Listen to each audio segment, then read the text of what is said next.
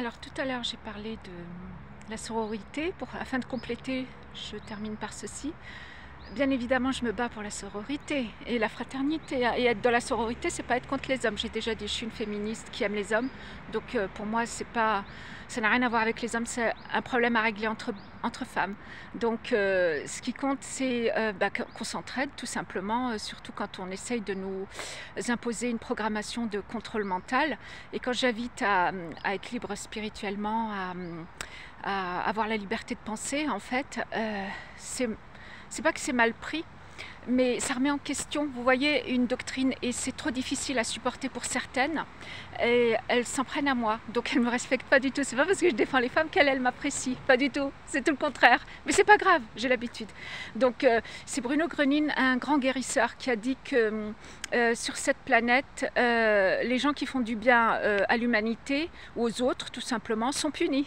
C'est comme ça que ça marche sur cette planète de merde.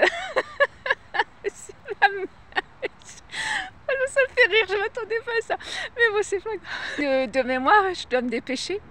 Alors, il fait très chaud, hein, vous avez remarqué, c'est l'été, c'est une chaleur humide, étouffante. Bref, les femmes, pour aller jusqu'au bout de la programmation de contrôle mental et de soumission, tu vois, elles deviennent des esclaves qui adorent leur maître. C'est au-delà du syndrome de Stockholm, c'est au-delà de la psychiatrie, c'est du contrôle mental, hein. C'est un programme de soumission, hein. Ils en ont fait une religion et ils ont fait croire que c'était parole divine.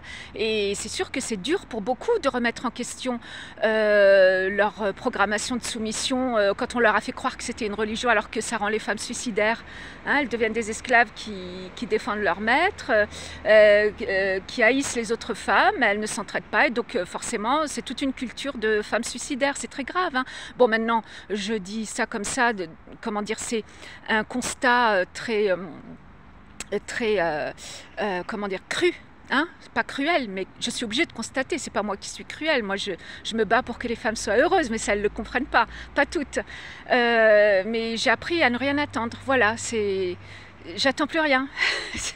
Parce qu'elles ne comprennent pas. Mais c'est pas grave, c'est pas que les gens comprennent ou pas mes vidéos, c'est pas l'essentiel. Ce qui compte, c'est que moi je fasse mon boulot.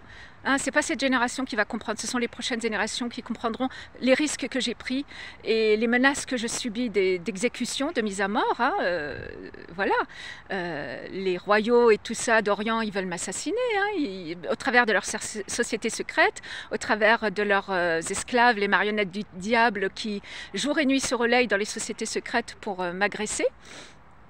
Et donc, moi j'ai mon boulot à faire et je donne de l'entraide, je donne beaucoup, je donne ma tendresse, je donne du respect, tout ce que je fais c'est par amour et je sais que je recevrai de l'amour parce que c'est la loi de l'univers. Tu veux du respect, donne du respect, tu veux de la justice, donne de la justice, tu veux de l'argent, donne de l'argent, tu veux de l'amour, donne de l'amour, tu veux de la sincérité.